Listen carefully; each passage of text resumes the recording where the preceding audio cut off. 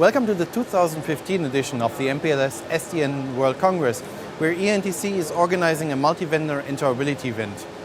And SDN is part of the conference title. Obviously, everybody talks about SDN, and SDN plays an important role in our interoperability scenarios as well.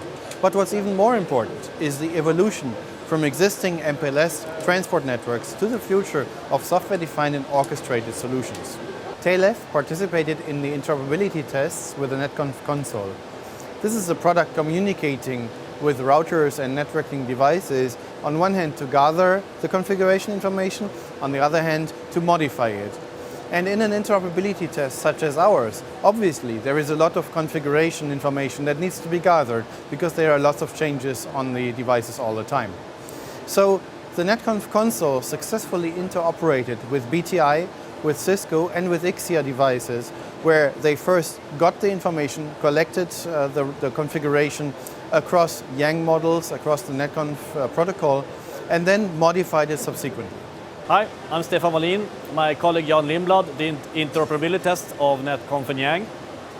And I think it's very important to listen to that sentence, interoperability tests. There's a lot of discussions on the market on why don't we use protocol foobar, why don't we use RPC foobar instead of NetConf and YANG, for example. There's a very important test. Number one, is it a standard? Number two, can it be interop tested? So what we could see here to test it, vendors could bring their NetConf and YANG devices. We could use a generic testing tool and say pass or fail. Some general RPC mechanisms like REST, etc. It's not a standard, it cannot be interop tested.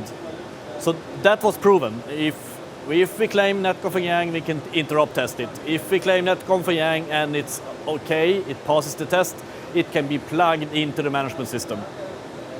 And we had a couple of vendors here, 3 out of 4 made it. We hope to see many more vendors next year, so we can see a growing support for NetConf and YANG, meaning we can have interoperable network devices. Operators can plug and play devices into their orchestration system. The amount of progress that the SDN industry has seen in the past 12 months is certainly overwhelming. And things are happening so fast that waiting 12 months until our next 2016 MPLS SDN World Congress interoperability event almost seems too much. I'm definitely excited to seeing the industry grow, to see more participants, to see a broader support of NetConf and YANG models, to see more evolution in the IETF space and standardization, and look forward to seeing you in Paris in 2016. Thank you.